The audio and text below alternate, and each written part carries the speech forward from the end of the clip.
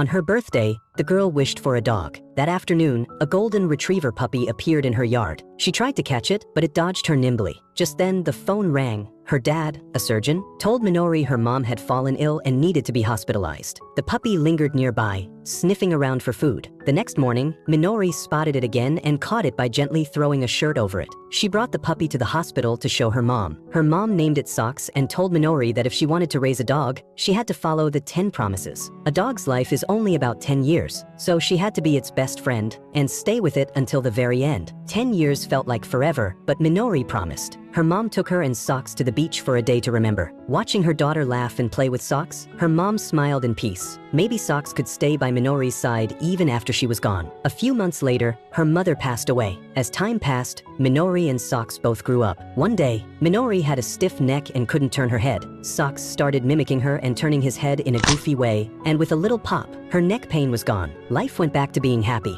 Socks would even jump and try to catch rainbows. But then Minori's dad had to move cities for work, and pets weren't allowed in the dorms. Minori asked her childhood friend, a boy next door, to look after Socks. Socks wasn't allowed inside the boy's house, so he sat outside playing guitar to keep it company. Socks would wag his tail in rhythm. One day, the boy received an acceptance letter from a school overseas and soon left. Socks broke free and ran through the rain, following its memory back home. But the house was empty. The last time it saw Minori, she was on a streetcar, so it climbed on one too. Luckily, the driver took it to the police, who called Minori using the number on its collar. Her dad quit his job, promising never to leave Socks again, and opened a small clinic near their old home. Years flew by. Minori graduated college and got assigned to work at a zoo. She barely had time for Socks anymore. One night, stressed from work, she pushed Socks out of her room. She didn't realize how old he'd become. He didn't even jump at rainbows anymore. The boy finally returned home from abroad, but soon got into a car accident that damaged his hand. Depressed, he stopped playing guitar. Minori sent Socks to his room with an old childhood photo, and as memories rushed back, he picked up the guitar again. Socks wagged his tail just like old times. That's when Minori noticed Socks could no longer climb stairs. He had already been with her for 10 years. One day, her dad called to say Socks didn't have much time left. Minori wanted to stay and perform surgery on a small animal,